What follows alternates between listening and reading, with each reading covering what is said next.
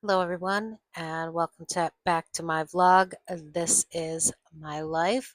And guess what? This is my life. I'm coming live to you from my room on my bed. My head is throbbing in pain, so I don't plan on going anywhere at the moment. But I figured that I would hop on and I would continue talking about dealing with a toxic mother in law and give you part two.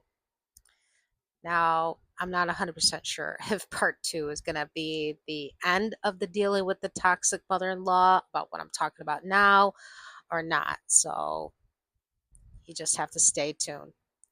So, where I left off was I was talking about law enforcement showing up, and then we had to leave. And all we took was what we could fit in like some backpacks and whatnot. And we obviously grabbed our laptops and stuff like that. So we ended up leaving on foot. Um, that night, we did end up being able to sleep in a motel room because I was talking to somebody from a nearby church to see if they could help us, and somebody was willing to get us a night at a motel. After that, we ended up in a tent. We ended up living in a tent along the canal. What we would do is at night we would set up the tent, go to sleep. In the morning, we would take down the tent and we would pile up in my husband's car. Well, at the time, that day, we did get somebody to take my husband to go pick up his car. So we did end up with a vehicle. Um, we would put the tent in my husband's car and we would drive to his job, and I would sit in the vehicle throughout my husband's whole shift. Um, Very uncomfortable sitting in a car for a 6-hour shift, and it was even more uncomfortable when my husband worked doubles because then I got a short little break in between his shifts, and then I was back in the vehicle. So I could be stuck in a vehicle from 7 something in the morning all the way up to 8 something, 9 something at night. And for somebody that struggles with health problems, mental health problems, it's really difficult to try to stay in a vehicle. Um, I struggle with agoraphobia, which is the fear of being away from your safe zone, or um, it's also fear of being in crowds. It's fear of being in unknown areas. But for me, I could not really sit in that vehicle and feel safe because the toxic mother in law's home was right down the road from where my husband works. So I really did not like sitting in that vehicle because I never knew if she would ever show up at my husband's job. So every day we would do that, every night we would do that. And people would always say, well, why don't you just let your husband, you know, why don't you go to work? Your husband goes to work, you just stay with the tent instead of sitting in the car. And my thing is because of what I deal with mentally, I could not stay in the tent that far away from where my husband works because of not being around anybody, that if something was to happen where I'd go into a panic attack or something, that somebody would be there to help me. So I would sit uncomfortably in my husband's vehicle until he was done with the shift. And that went on for probably about 2, 3 weeks, not 100% sure. We were able to get a hold of the landlord that we had before in the city for when we lived in the room that we lived in that we had to get that we gave up because the toxic people said that we could give up our room and use that money to put towards a car and then save up for a vehicle, save up for an apartment. Okay, so we got a hold of that landlord and he was on vacation, and he wouldn't be back until the 28th of June. So we waited until then and then got a hold of him, and then he did say that he had a room for that we could look at. We did go look at the room. We took the room, which is the room I'm in right now. It's very small. It's very cramped. Uh, doesn't help my claustrophobia. Uh, so we took the room. Okay, $500 a month, which seems a little pricey for a tiny room.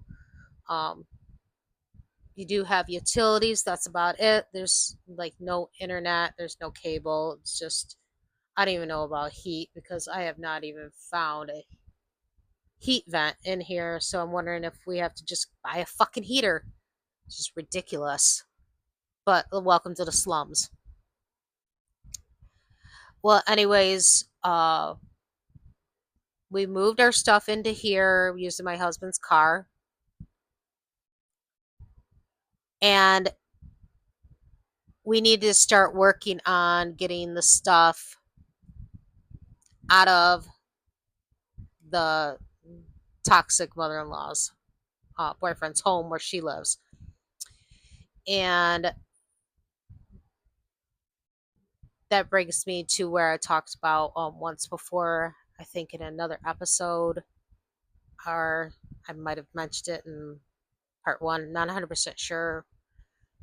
When you struggle with a lot of head pressure and brain issues like I do, you kind of forget. I don't have dementia, I don't have Alzheimer's. That's going to be later in my life. Anyways, we had the U-Haul across the street because we were told by a sheriff that we were not to go to the house. We were to wait for them to show up before we went over there.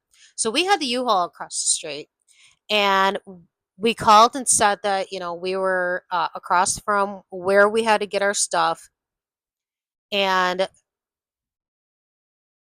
we needed to have a sheriff there. They said, okay, we have somebody on their way. So we sat and waited and waited and waited. We saw this woman come out of her house with her dog to go check the mail, and she glared right at us, and then she went back in her house. Well, we kept waiting, and the wait got to be like 2 hours, and we're trying to figure out what the hell's going on. How long does it take a sheriff to get to us? So we called, and dispatch said that a sheriff had already been there, but we weren't there, which is kind of funny because we had been sitting there. So they lied right there. So we said, well, you need to dispatch somebody out because we have the U-Haul and we can't afford to have it for another day. So they dispatched two sheriffs, and they were quite useless. My toxic mother-in-law would not answer her door, even though we knew she was there. They said, oh, we cannot force her to open her door, blah, blah, blah. We can't make her open her door. So we'll have to wait another day and come back. And we're like, well, we can't afford the U-Haul for another day. And we know she's in there. She's just hiding because she's scared. So they just kept trying to, knock on the door, like barely even knocking. I mean, I'm sorry, if you're knocking on somebody's door and you need to get in there and you're the law enforcement, you pound on that damn door. You don't knock like you're some sissy. You don't knock like you're some sissy. Okay? And this is what this guy was doing. He was knocking like he was some sissified female. And he's like, well, she's not answering her door. There's nothing I can do. No bullshit. There ain't nothing you can do. Knock a little fucking harder. And then we got proof. We went over to the neighbor's house and said, you saw her, because we saw that they were outside too. Go, you saw her out of her come out with the dog, right? And go get her mail, right? And they said, yeah, we saw her. I go, see? Even they saw that she's here. She's just in there hiding because she's scared. Well, there's nothing we can do. And then he left. We left. Here we are with a U-Haul trying to get into this damn fucking house for us to get our shit like we're told. And before he left, he's like, well, you'll have to get like a court order or something. I'm like, court order fucking what? We were told we have 30 days, which is a bunch of bullshit because technically we lived there longer than a month and she lied about it. So, anyways, we ended up calling again and said, you guys need to dispatch a sheriff out here. So, what do? Dispatch the same idiots. Like, why would you dispatch the same fucking idiots? And like, well, we were just here. We couldn't help you. If she's not answering her door, we can't make her answer the door. Yeah, pound on the fucking door like a man, not some little fucking sissified female or whatever. So there we were, still with the U-Haul. We needed to get into that damn house just to get our stuff. Don't want to deal with the dumb bitch, just want to get our stuff. So I filmed the whole thing on I filmed it on TikTok. I have the videos are on TikTok of all the BS. Okay, not much of the conversation with them because I didn't think I could get any recording without them noticing that I was recording them. But I got a lot of the bullshit on video. Well, anyways, finally, the scrawny 90 pounds well wet boyfriend shows up. And the sheriff walks over and talks to him, and they're all talking like goody goody, like they're best friends. Like, these people are criminals, okay? They're toxic and whatnot. They're keeping our shit. We just want our shit. We wanted to be done with them. So eventually, the boyfriend gave permission for us to go in, and he went by the U-Haul and was screaming obscenities at my husband. Like, grow the fuck up, dude. You're like 50 something. Grow up. God, grow up. Well, we did get into the house, and they were hurrying us to get our stuff out. And I'm thinking, we have 4 rooms to empty out boxes out of: the living room, the bathroom, the bedroom, and the kitchen. And they're trying to hurry us out the damn door. So I'm trying my best to make sure I have everything. We got everything out. I had it in the driveway. So if they wanted to leave, they could fucking leave. Of course, the bald pansy sheriff decided he was going to stick around and stare at us. Oh, and he kept going in the garage and talking to the toxic mother-in-law like they were best friends. Like, that's not your job, dude. That is not your job to be sitting there communicating with the woman that is the problem. And she probably filled his head full of her delusional lies and whatnot. So we got everything out. Everything was in the U-Haul. We left. I was done. Done. Done. Done. Okay? Done. It was last time I seen that dumb bitch. Well, anyways, I was going through our stuff and I realized some of my stuff's missing. And it's from the bathroom. And I thought I did a walkthrough of all the rooms because of getting hurried up. But come to find out, I think I forgot to look in a drawer for some face creams, face masks, um, stuff to do with like makeup, um, a whole bunch of hand sanitizer, maybe like 20 bottles, maybe 15, 20 bottles of hand sanitizer. I left stuff behind. And my husband got a hold of this woman and said that, asked nicely if she could go into the bathroom and see if I left in the second drawer of the bathroom anything in there. And she said, well, I'm not looking for anything of yours. She refused to look to see if we had left anything. And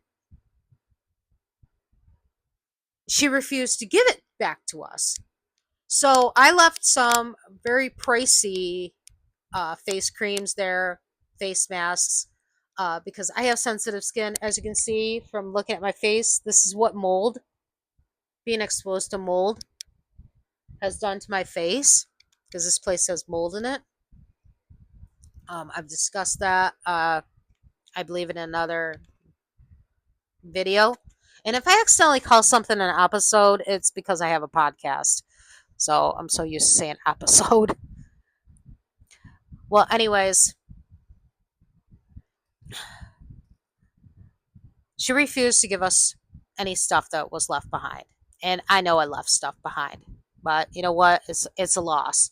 I'm done with the woman. I am done with the trauma that she's caused me. I am just fed up with her. Well, anyways,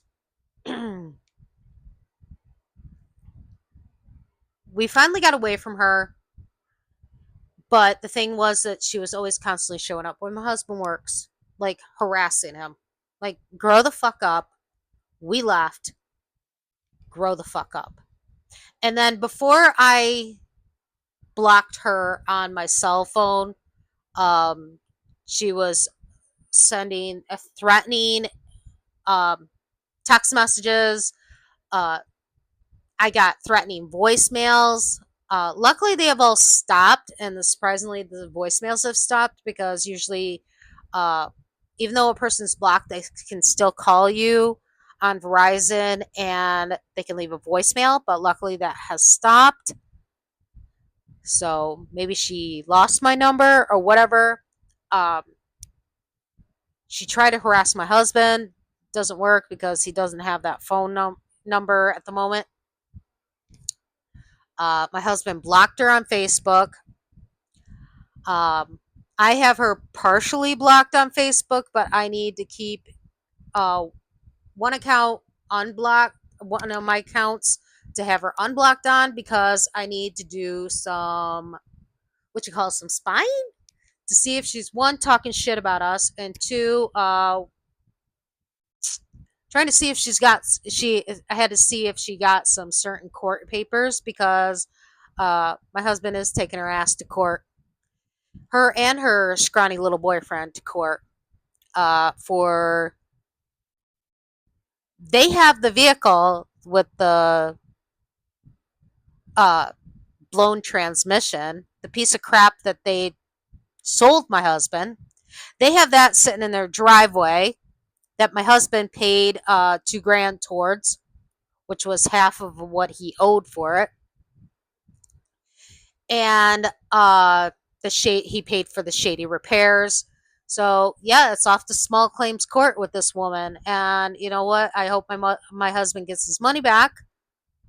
And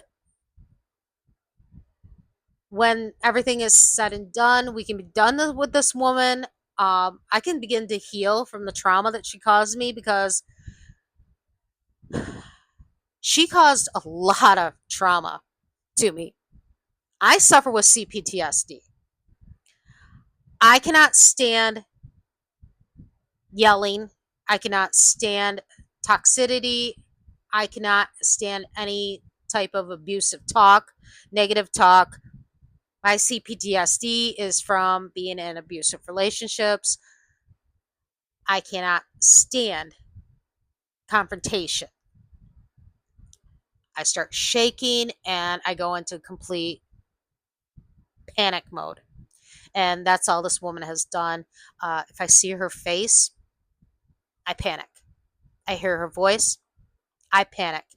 When I have to look at stuff online on Facebook, find out if she's talking shit about us or if she's saying anything about those court papers, I literally panic. Okay. I want nothing to do with this woman. And she is beyond evil. And There's so much I can tell you about this woman that is just ridiculous. And you know what? I want to tell you all about it because it is part of my healing from my trauma that I've dealt with from her. So, what I'm going to do is I'm going to make a separate video about some of the crazy shit this woman has told me. Okay. And some of the stuff you're going to be like, what? Where's the white coats? Because I question that all the time. Where are the white coats? So, yeah. Anybody else deal with a toxic mother in law that thinks the world revolves around her and that she's a little princess and should get her way? Yeah. I'm glad that we are going no contact and this time it's going to stick. It's going to stick because it was the last straw what her and her boyfriend did to us. So